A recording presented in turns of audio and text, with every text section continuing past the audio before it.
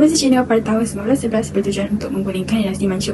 Menjelang abad ke-19, wujud kepercayaan bahawa kerajaan dinasti Manchu akan kehilangan mandat untuk memerintah Cina. Usaha yang telah dilakukan untuk memulihkan kerajaan dinasti Manchu menerusi gerakan Islah dan gerakan pembaharuan Manchu. Perkembangan ini menyebabkan berlaku gerakan revolusioner di bawah pimpinan Dr. Sun Yat-sen untuk menggulingkan Manchu. Terdapat beberapa faktor yang menyebabkan tercetusnya revolusi di China pada tahun 1911. Faktor pertama yang menyebabkan tercetus revolusi Cina pada tahun 1911 ialah kelemahan kerajaan Manchu. Kerajaan Manchu ni mula mengalami kemusatan sejak pertengahan abad ke-19 Masihi. Kerajaan Manchu punya kelemahan tu amat ketara dalam bidang pentadbiran dan ketenteraan. Dari segi bidang pentadbiran, orang Manchu ni tidak menjalankan pentadbiran dengan cekap. Lepas tu, diorang ni mengamalkan rasuah, mengenakan cukai yang tinggi terhadap golongan petani. Lepas tu, kelemahan kerajaan Manchu juga amat ketara dalam bidang ketenteraan sehingga menyebabkan kekalahan dalam peperangan kuasa barat. Kemudian pula, kerajaan terpaksa menandatangani perjanjian berat sebelah dengan kuasa-kuasa barat seperti perjanjian Nanking, protokol Boxer. So, pengembangan ini menyebabkan rakyat hilang kepercayaan terhadap kerajaan Manchu dan berazam untuk menggulingkan dinasti tersebut. Faktor kedua yang menyebabkan berlakunya revolusi Cina pada tahun 1911 ialah ketiadaan pemimpin yang cekap dan berwibawa di kerajaan Cina.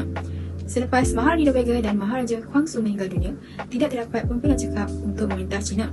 Selepas kematian Dowager, Sun Tun yang berusia 3 tahun dilantik sebagai Maharaja. Puteri Chun yang dilantik sebagai pemangku raja tidak mempunyai kebijaksanaan dalam bidang politik. Tegasnya, ketiadaan pemimpin yang cekap menyebabkan rakyat melancarkan pemberontakan terhadap kerajaan. Seterusnya, faktor ketiga yang menyebabkan tercetus revolusi Cina pada tahun 1911 ialah perkembangan sentimen anti-Manchu dalam kalangan penduduk di China. Orang-orang Cina ni, diorang melancarkan gerakan anti-Manchu untuk menggulingkan dinasti Manchu. Mereka menubuhkan pakatan-pakatan sulit untuk melancarkan pemberontakan bagi menggulingkan dinasti Manchu. Antara pemberontakan anti-Manchu yang dilancarkan bagi menjatuhkan kerajaan Manchu ialah pemberontakan Teratai Putih, pemberontakan Taiping. Faktor keempat yang menyebabkan revolusi Cina pada tahun 1911 ialah masalah ekonomi yang berlaku di bawah pemerintahan Manchu.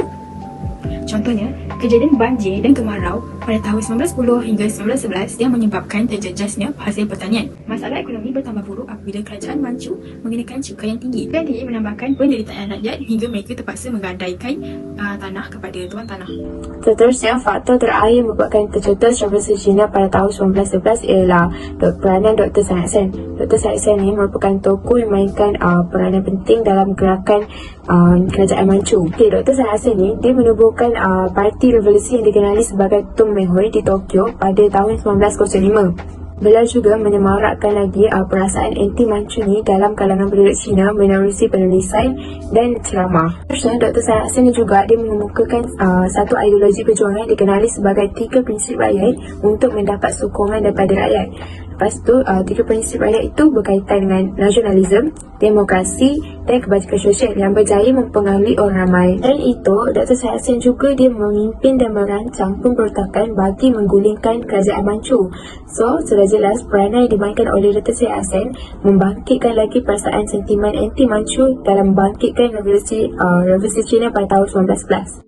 Kesimpulannya, revolusi Cina turut menumbangkan kerajaan Manchu apabila Maharaja Sun Tun turun tahta pada 12 Februari 1912. Sebuah kerajaan republik di bawah pimpinan Yuan Shikai berjaya ditubuhkan di kerajaan Cina.